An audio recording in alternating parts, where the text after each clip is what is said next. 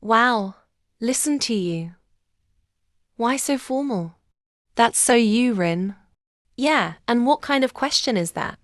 Are you writing a research paper or something? Her friends shook their heads and chuckled, thinking she was just being ridiculous. But Preenarin was completely serious. People often said that physical intimacy led to emotional connection, and that was exactly what she wanted to avoid. She had already decided she would stay single forever. No love, no heartbreak. So, do you guys have any ideas? How do I make someone lose interest in sex? Or at least get her to sleep early before 10 p.m., preferably even earlier.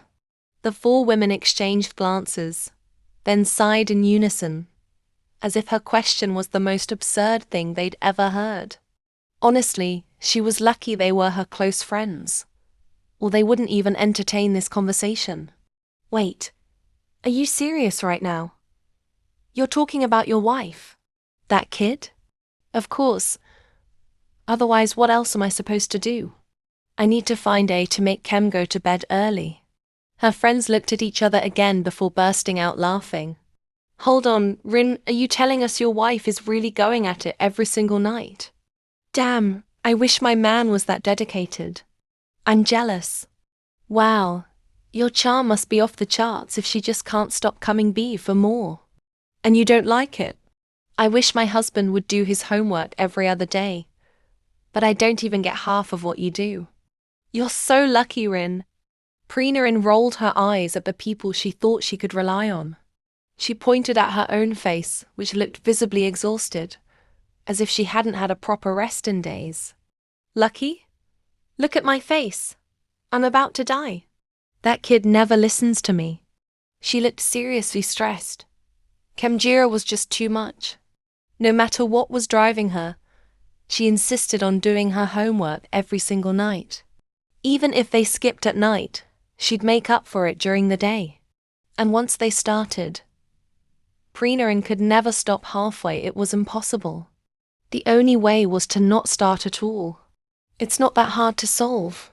She's still young, full of energy. Just tell her you can't keep up. She should understand you're in your 30s now. The four of them burst into laughter, as if this was the funniest thing ever.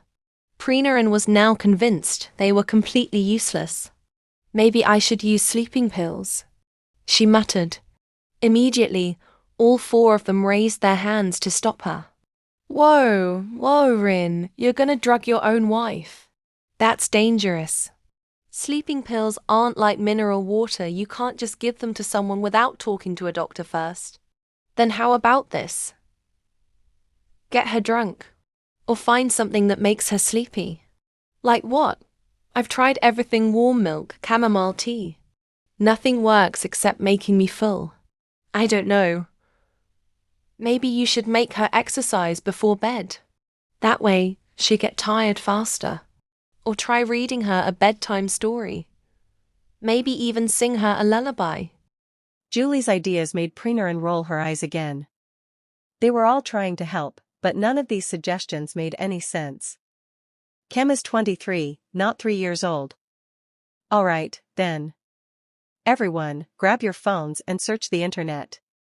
We need to help Rin, or she'll be the first one in our group to die from exhaustion. Grace ordered. The others immediately put down their drinks and picked up their phones. Except for Preenarin. She just slumped deeper into her chair, sipping her white wine like she had no energy left. She was letting her friends do all the work. Tonight, she planned to stay out late enough for that brat to fall asleep before she got home. Otherwise, Kejmidra would definitely try to get homework done again. And lately, her heart had been acting weird whenever they were close.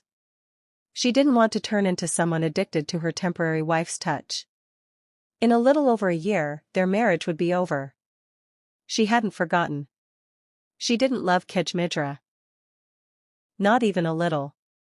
By the time Preenarin got home, it was already past 11. She carefully tiptoed into her room, cracking the door open just enough to peek inside. The room was dim, with only the soft glow of the bedside downlight. No movement. Looked like someone was already asleep. That little brat. Good. At least she's asleep. Preenaran muttered, a victorious smile appearing on her face. But why was she on the bed? She was supposed to be on the couch like Preenaran had told her. Oh well. As long as she was asleep, it didn't matter. Preenaran crept closer, carefully poking the sleeping girl to make sure she was really out. When there was no reaction, she let out a relieved sigh.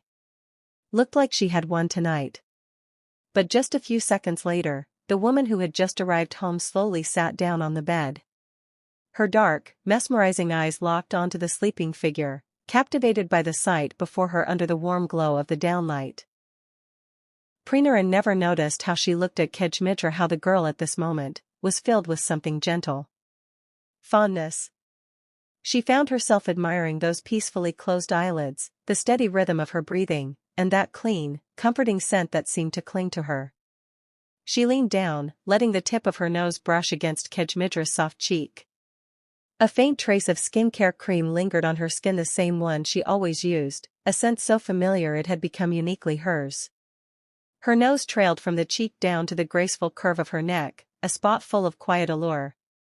Then, without much thought, she pressed her lips there, a delicate, lingering kiss against the warm skin. A wave of calm spread through her chest, as if she had finally found something soothing amidst all her chaos.